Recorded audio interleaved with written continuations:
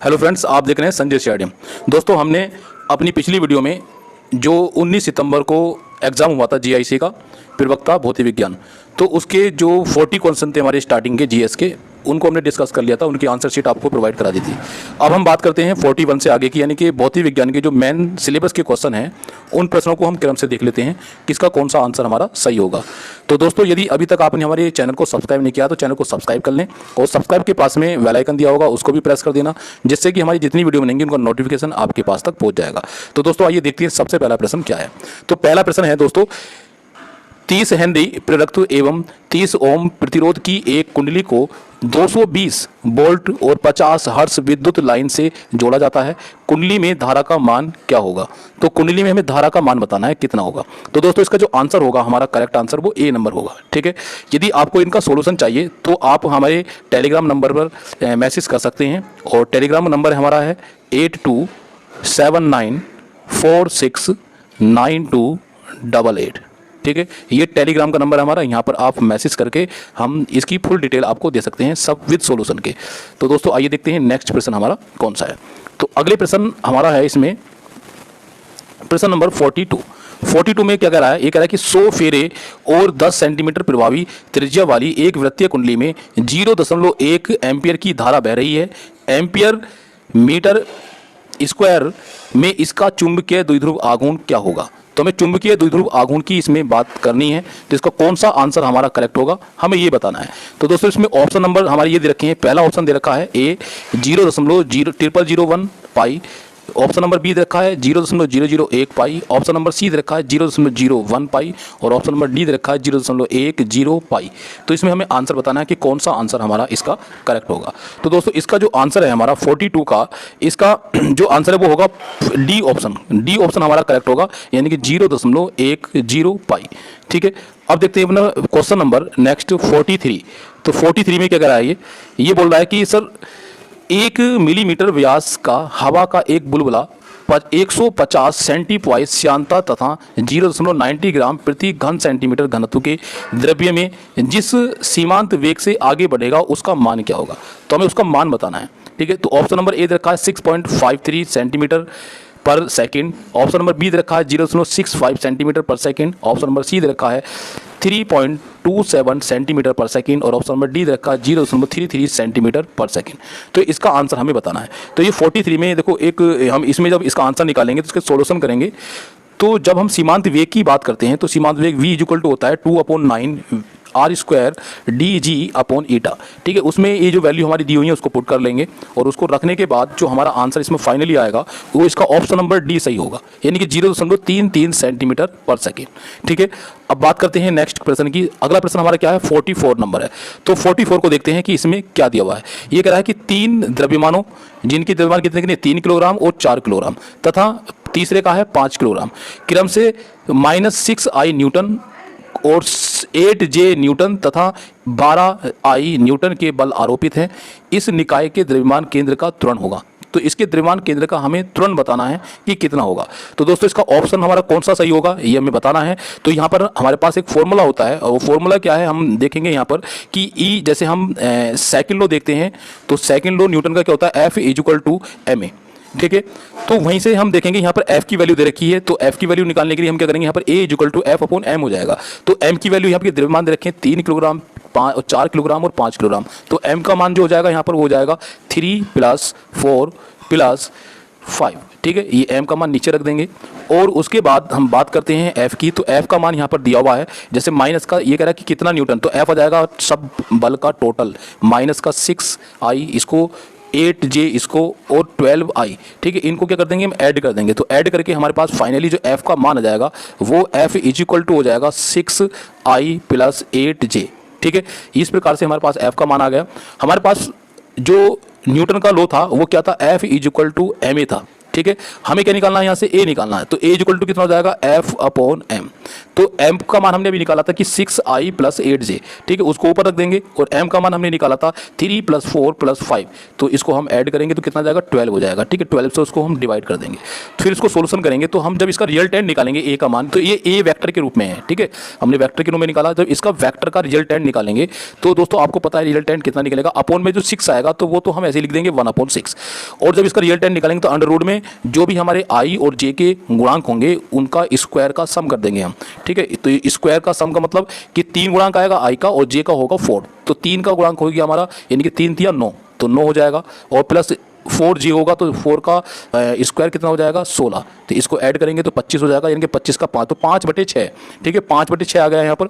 अब जो ये 5/6 आया है इसको जब 6 से हम डिवाइड करेंगे 5 को, ठीक है, तो कितना जाएगा 0.83 आ जाएगा यहाँ पर। तो हम देखेंगे किसका जो ऑप्शन है वो कौन सा मैच कर रहा है इसमें, जल्दी से बताइए। तो पहला ऑप्शन है यही मैच कर रहा है, ठीक है, यानी कि 0.83 मीटर/सेकंड स्क्वायर, ये इसका आंसर हमारा करेक्ट हो जाएगा। क्लियर है ना। अब बात करते हैं नेक्स्ट अगले प्रश्न की। तो 45 नंबर देते हैं, निम्नलिखित कोड का प्रयोग करते हुए सूची फर्स्ट और सूची सेकंड का मिलान सही उत्तर छांटना है, इनकी मिलान करना है हमें और सही उत्तर बताना है। जिसमें सूची फर्स्ट में हमारे पास एक फॉर्मूला दे रखा है, del cross H vector = J vector plus del D vector upon dt, ठीक है, del t, और इसके आगे फर्स्ट नंबर पर दे रखा है फैराडे का नियम। बी ऑप्शन में हमारा यानी कि बी पार्ट में सूची के जो बी पार्ट है उसमें दे रखा है del cross E vector = -k del B vector upon del t, इसके आगे दे रखा है गॉस का नियम, ठीक है, और सी में दे रखा है हमारा सूची सी में कि del डॉट टी वेक्टर = रो, और इसके आगे तीसरे नंबर पर दे रखा है एम्पियर का नियम। तो हमें बताना है कि कौन सा किससे मैच कर रहा है, ठीक है। तो इसका जो ऑप्शन है हमारे पास ये नीचे ऑप्शन दे रखे हैं, ऑप्शन ए का तीसरा, बी का पहला और सी का दूसरा। ऑप्शन नंबर बी में दे रखा है ए का दूसरा, बी का पहला और सी का तीसरा, ठीक है। इसी प्रकार से सी ऑप्शन, डी ऑप्शन, इसी प्रकार से क्रम दिया हुआ है। तो सबसे पहले अगर हम बात करें यहाँ पर, हम देखते हैं, देखो सबसे पहले लास्ट वाला सी वाला देख लेते हैं। तो सी में अगर हम देखेंगे कि del डॉट डी वेक्टर = रो होता है, ये आपने पढ़ा है, बहुत अच्छे से पढ़ा है। तो ये क्या होता है गॉस लॉ होता है, ठीक है, ये गॉस लॉ का ही रूप होता है, डिफरेंशियल रूप होता है। तो डिफरेंशियल जब फॉर्म होती है तो हम देखेंगे तो ये किससे मैच कर रहा है, दूसरे वाले से मैच कर रहा है। तो सबसे पहले तो यही देख लो, ठीक है, कि सी का दूसरा होना चाहिए। तो सी का देखो दूसरा मिल रहा है, केवल एक ही ऑप्शन में मिल रहा है हमें सी का दूसरा, तो आपको आगे देखने की कोई जरूरत ही नहीं है। तो इसका मतलब कौन सा आंसर हमारा करेक्ट हो जाएगा, इसका ए ऑप्शन करेक्ट हो जाएगा। क्लियर है, बहुत आसान प्रश्न था, अच्छा प्रश्न था ये। अब देखो नेक्स्ट प्रश्न देखते हैं हम, प्रश्न नंबर कौन सा होगा हमारा 46। अब देखो 46 में क्या दिया हुआ है, ये कह रहा है कि जब क्वार्टर तरंग पट्टिका से गुजरने के बाद एक वृत्ताकार ध्रुवीकृत प्रकाश एक घूर्णी निकोल के माध्यम से जांचा जाता है, तब उत्सर्जित प्रकाश दर्शाएगा। तो उत्सर्जित प्रकाश तब क्या दर्शाएगा, देखो ऑप्शन नंबर ए जो देखा इसमें दिया हुआ है कि न्यूनतम शून्य के बिना तीव्रता में परिवर्तन, बी ऑप्शन देखा तीव्रता में कोई परिवर्तन नहीं, और सी ऑप्शन देखा है न्यूनतम शून्य के साथ तीव्रता में परिवर्तन, ऑप्शन नंबर डी देखा है अपरिवर्तित एवं उत्सर्जित प्रकाश की तीव्रता समान। तो कौन सा ऑप्शन हमारा इसमें करेक्ट होगा ये आपको बताना है, ठीक है। अब देखो इसमें इस कंडीशन में क्या होता है, जब क्वार्टर हम पट्टिका रखते हैं तो उसके उससे जो गुजरने वाला प्रकाश होता है, ठीक है नहीं, तो वो कहाँ जाएगा, का ध्रुवीकृत प्रकाश होगा और वो एक घूर्णी निकोल पे जाके टकराएगा, ठीक है। तो उसमें जब हम उसको जांचते हैं तो हम देखते हैं कि वहां पर क्या होता है भाई, वहां तीव्रता चेंज नहीं होती है, ठीक है नहीं, तीव्रता में कोई परिवर्तन नहीं होता है उस कंडीशन में, ठीक है। अगर आप इस क्वेश्चन की पूरी डिटेल चाहिए तो आप टेलीग्राम नंबर पर हमारे मैसेज करना, ठीक है। टेलीग्राम नंबर मैंने आपको स्टार्टिंग में बता दिया है, उसमें मैं आपको इसको विद डायग्राम के साथ एक्सप्लेन करके समझा दूंगा, ठीक है दोस्तों। तो अब इसका जो ऑप्शन हमारा करेक्ट होगा, यानी कि तीव्रता में कोई परिवर्तन नहीं होता, तो इसका मतलब बी ऑप्शन हमारा इसमें करेक्ट होगा, ठीक है, बी ऑप्शन इसका एकदम राइट है। अब देखते हैं अपना प्रश्न नंबर नेक्स्ट। तो देखो अगला प्रश्न कौन सा है हमारा 47 है। तो 47 में ये क्या कह रहा है, 47 में कह रहा है कि एक द्विप्रिज्म प्रयोग में द्विप्रिज्म का अधिक कोण 178 डिग्री व म्यू = 1.524 है, यदि स्लिट व द्विप्रिज्म की दूरी 5 सेंटीमीटर हो तथा द्विप्रिज्म से स्क्रीन की दूरी जो है वो 65 सेंटीमीटर हो, तो 5893 एंगस्ट्रॉम के प्रकाश के लिए फ्रिंज की चौड़ाई हमें बतानी है। क्या बतानी है, फ्रिंज की हमें चौड़ाई इसमें बतानी है। अब देखो दोस्तों, अगर फ्रिंज की चौड़ाई की बात आती है तो आपने ये पढ़ा है कि ओमेगा = जो होता है हमारे पास फ्रिंज की, जब हम चौड़ाई की बात करते हैं तो क्या होता है सूत्र d λ/2d, ठीक है, ये फॉर्मूला हमारा होता है।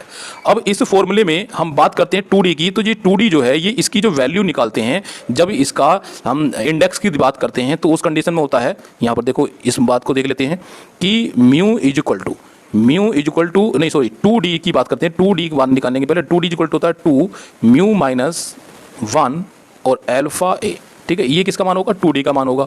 जो हमने अभी एक सूत्र आपको बताया था, फॉर्मूला बताया था कि ओमेगा इज इक्वल टू, यानी कि ये कितना होता है, डी लैम्डा अपॉन 2D। ठीक है, यहाँ पर 2D की वैल्यू रख देंगे और 2D की वैल्यू रखने के बाद अब जो मान इसमें दिए हुए हैं, देखो सबके मान है, म्यू के मान भी इसमें दिया हुआ है।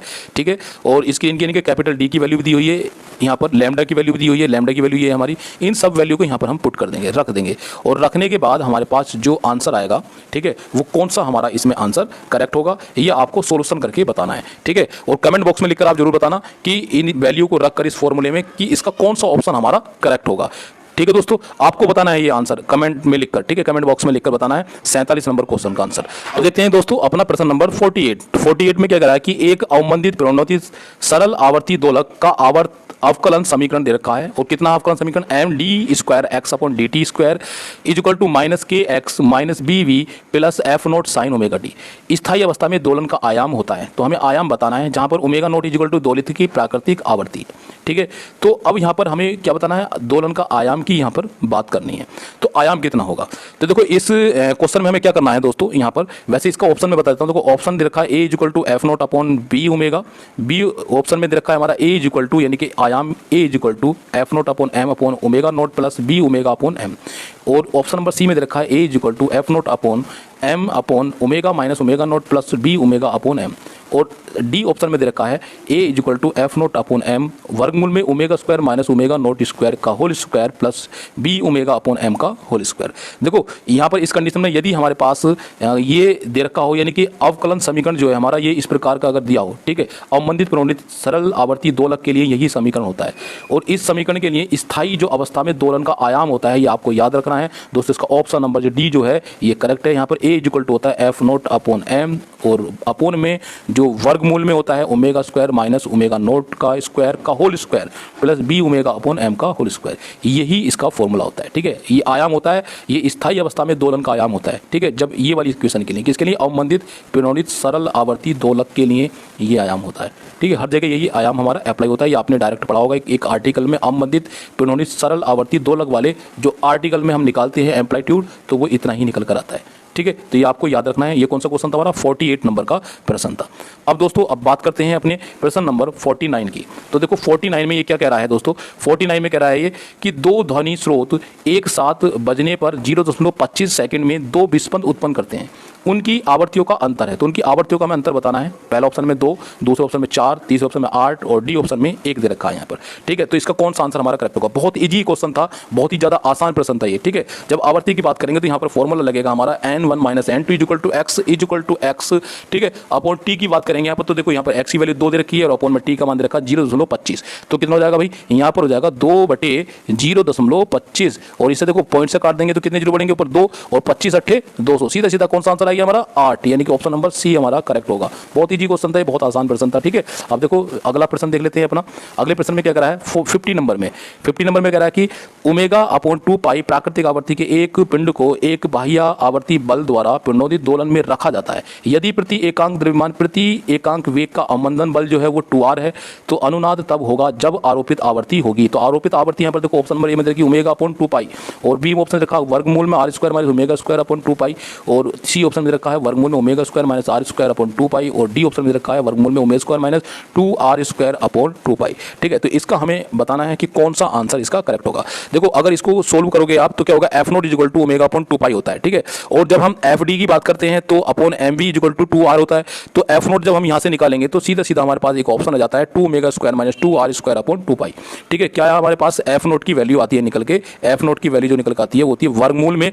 ठीक है, वर्गमूल में होता है 2 omega square minus 2r square upon 2 पाई। ठीक है, ये होता है। अब देखो यहाँ पर कौन सा ऑप्शन इससे मैच कर रहा है, यहाँ पर ऑप्शन नंबर जो डी है ये वाला मैच कर रहा है। ठीक है, लेकिन डी में थोड़ा सी मिस्टेक है कि यहाँ 2 ओमेगा स्क्वायर भी होता है, तो 2 omega square minus 2r square, तो 2 को हम बाहर भी अगर कॉमन ले लें तो फिर भी पाई से 2 से 2 कट जाएगा। तो अगर ऑप्शन नंबर सी को देखें हम तो सी में omega square minus r square upon pi होना चाहिए। ठीक है, या तो इसका ऑप्शन सी सही होगा आयोग के अकॉर्डिंग, या फिर ऑप्शन नंबर डी। मेरे अकॉर्डिंग मैं जो यहाँ पर सोल्यूशन देख रहा हूँ और सोल्यूशन है इस फॉर्मूले के अकॉर्डिंग जो आंसर होना चाहिए इसका डी सही होना चाहिए। ठीक है, लेकिन फिर भी इसके आंसर में थोड़ा सा सस्पेंस है, हो सकता है आयोग इसका ऑप्शन नंबर डी सी को सही कर दे, लेकिन यहाँ पर जो ऑप्शन करेक्ट होगा वो डी ही सही होगा। ठीक है, प्रश्न नंबर 51 देखते हैं कि बर्नौली समीकरण के संदर्भ में कौन सा कथन जो है वो सत्य है। ठीक है, हमें ये बताना है।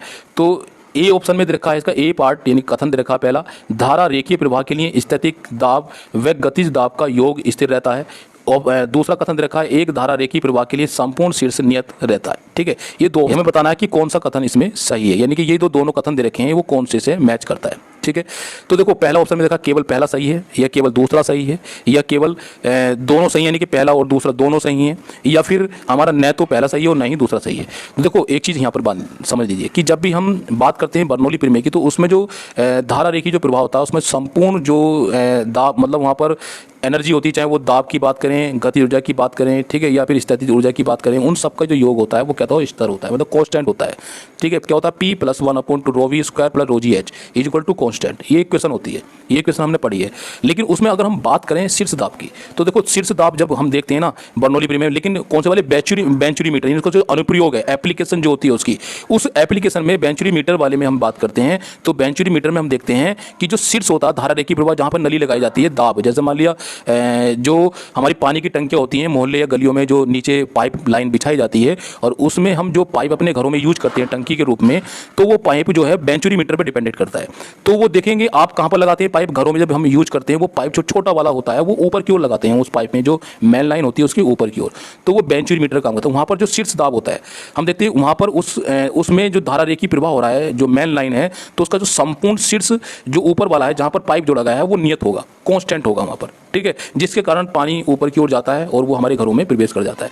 तो दोस्तों इसलिए हम देखते हैं बेंचुरी मीटर के अकॉर्डिंग दूसरा ऑप्शन भी सही है, और बेंचुरी मीटर एप्लीकेशन किसकी है, हमारी बर्नौली प्रमेय की है। और ऑप्शन नंबर हमारा यानी कि इसका कथन जो है वो पहला भी सही है दूसरा भी सही है, तो इसका मतलब ऑप्शन कौन सा सही होना चाहिए, सी। तो इसका जो ऑप्शन नंबर सी है ये इसका करेक्ट होगा। ठीक है, अब इसके बाद हम बात करते हैं प्रश्न नंबर अपनी 52 की। तो देखो 52 में क्या कह रहा है, ये बोल रहा है यहाँ पर कि समतल द्वि विद्युत चुंबकीय तरंगों में विद्युत और चुंबकीय सदिश परस्पर, ठीक है, किसके परस्पर समांतर हैं, लांबिक हैं या प्रति समांतर है या एक दूसरे के 45 एंगल पर। भाई किसकी बात करें, समतल विद्युत चुंबकीय तरंगों में विद्युत और चुंबकीय सदिश की हम यहाँ पर बात कर रहे हैं। ठीक है, तो इसका जो ऑप्शन है हमारा कौन सा होगा, लांबिक होते हैं एक दूसरे के परपेंडिकुलर होते हैं सदिश और विद्युत। ठीक है, तो कौन सा ऑप्शन हमारा सही, यहाँ पर बी ऑप्शन हमारा सही होगा।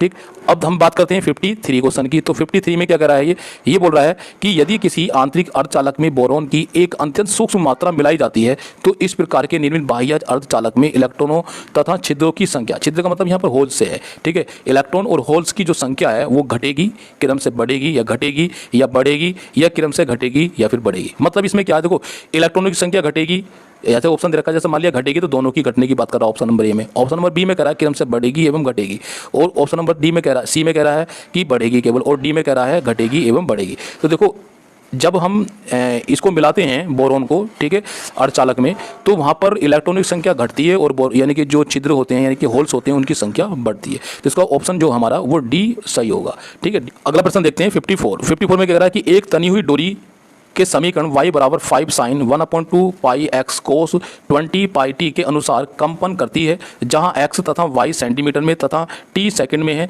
दो निकटतम निस्पंदों के बीच की दूरी है, तो इनके बीच की हमें दूरी बतानी है। ठीक है, कौन सा ऑप्शन हमारा इसमें करेक्ट होगा ये हमें बताना है 54 का। देखो यहाँ पर निस्पंदों की जब हम बात करते हैं तो इस प्रकार से कुछ निस्पंद बनते हैं जिसका लैम्डा इस प्रकार, देखो यहाँ पर ऐसा करके कर्व बनता है निस्पंदों का ये, ठीक है, इस प्रकार से। ये क्या होता है इस कंडीशन में, यहाँ पर λ/2 होता है। तो इसमें हम देखते हैं कि हमारे पास जो विस्थापन है वो कितना 5 sin यहाँ पर दिया हुआ है ये। तो इसको जब हम सोल्व करेंगे तो यहाँ से हम निकालेंगे kx की वैल्यू। तो kx की वैल्यू हमारे पास आ जाएगी, kx = हो जाएगा हमारे पास πx/2। ठीक है, इसको सोल्व करेंगे, यहाँ से k का मान निकाल लेंगे तो π/2 आ जाएगा। इस कंडीशन में कितना आ गया हमारे पास, π/2 हो जाएगा। और π/2 होने के बाद अब देखो इसको जब सोल्व करेंगे नेक्स्ट k का मान हमारे पास आ जाएगा 2π/λ। ठीक है, कितना हो जाएगा 2π/λ। तो यहाँ से हम देख रहे हैं k का मान हमारे पास π/2 आया था, तो π/2 यहाँ पर रख देंगे, π/2 = 2π/λ। तो देखो पाई से पाई कैंसिल हो गया यहाँ पर, तो इसका मतलब क्रॉस मल्टीप्लाई करेंगे इसकी, या इस प्रकार से हम कर सकते हैं λ/2 इसको पलट देते हैं यहाँ पर, तो ये हो जाएगा λ/2 = 2 आ गया। ठीक है, तो हम यहाँ पर पूछ क्या रहा है, ये कह रहा है कि निस्पंदों के बीच की दूरी, तो बीच की दूरी कितनी होगी, λ/2 अभी मैंने बताई थी कि कितनी होगी, अभी मैंने एक डायग्राम बनाया था। तो दो निस्पंदों के बीच की दूरी कितनी है, λ/2 है वहाँ पर, तो λ/2 है तो कितनी हो जाएगी, λ/2 = 2 आ रहा है, तो इसका मतलब 2 हो जाएगी, 2 सेंटीमीटर के बीच की दूरी हो जाएगी। तो ऑप्शन नंबर कौन सा हमारा करेक्ट हो गया इसमें ऑप्शन हो गया सी नंबर करेक्ट हो जाएगा। ठीक है, सी नंबर। अब देखते हैं अपना प्रश्न नंबर 55। अब देखो 55 का आंसर क्या होगा, इसको समझ लेते हैं पहले क्वेश्चन को। ये क्वेश्चन में कह रहा है कि एक पारस्परिक अर्धचालक के लिए निम्नलिखित में से कौन सा कथन सत्य नहीं है? कौन सा कथन सत्य नहीं है हमें बताना है। ठीक है, पहला ऑप्शन दे रखा विशिष्ट उसमें ऊष्मा संक्रमण ताप Tc पर सतत होती है। ठीक है, ऑप्शन नंबर बी दे रखा Tc पर प्रतिरोधकता बहुत तेजी के साथ घटती है। ऑप्शन नंबर हमारा इसमें जो सी दे रखा है वो है Tc के नीचे यह प्रतिचुंबकीय होता है, और डी ऑप्शन में दे रखा Tc के नीचे यह अनुचुंबकीय होता है। ठीक है, इसमें ध्यान रखना कि जब पारस्परिक अर्धचालक के लिए हम बात करते हैं तो उसमें जो ये Tc हमारा जो टेम्परेचर है, ये इससे नीचे हम जो Tc टेम्परेचर है उसके नीचे अनुचुंबकीय होता है। क्या होता है? ये अनुचुंबकीय। इसका ऑप्शन नंबर जो डी है वो करेक्ट है। दोस्तों आज की वीडियो में सिर्फ इतना ही। वीडियो ज़्यादा लंबी हो जाएगी, इसलिए मैं केवल 55 तक ही आपको आंसर यहाँ पर बता रहा हूँ, और नेक्स्ट वीडियो में अपनी वीडियो लेकर आऊँगा तो उसमें आपको टोटल प्रश्नों के आंसर मैं जल्दी से आपको प्रोवाइड कराऊंगा। ठीक है, आज शाम तक ही वो वीडियो भी आपकी अपलोड हो जाएगी। तो दोस्तों तब जब तक हमारी वो वीडियो आएगी, यदि आपने अभी तक हमारे चैनल को सब्सक्राइब नहीं किया है तो चैनल को सब्सक्राइब कर लें, और सब्सक्राइब के बारे में जो बेल आइकन दिया उसको भी प्रेस कर देना, जिससे कि हमारी जितनी वीडियो बनेंगी उनका नोटिफिकेशन आपके पास तक पहुंच जाएगा। तो दोस्तों वीडियो को लाइक करना, शेयर करना, ज़्यादा से ज़्यादा शेयर करना, और वीडियो को लाइक के साथ साथ आप अपने दोस्तों को ज़्यादा से ज़्यादा शेयर करना, और यदि हमारे चैनल को अभी तक आपने सब्सक्राइब नहीं किया तो चैनल को सब्सक्राइब भी जरूर कर देना। तो मिलते हैं अपनी नेक्स्ट वीडियो में, तब तक के लिए गुड।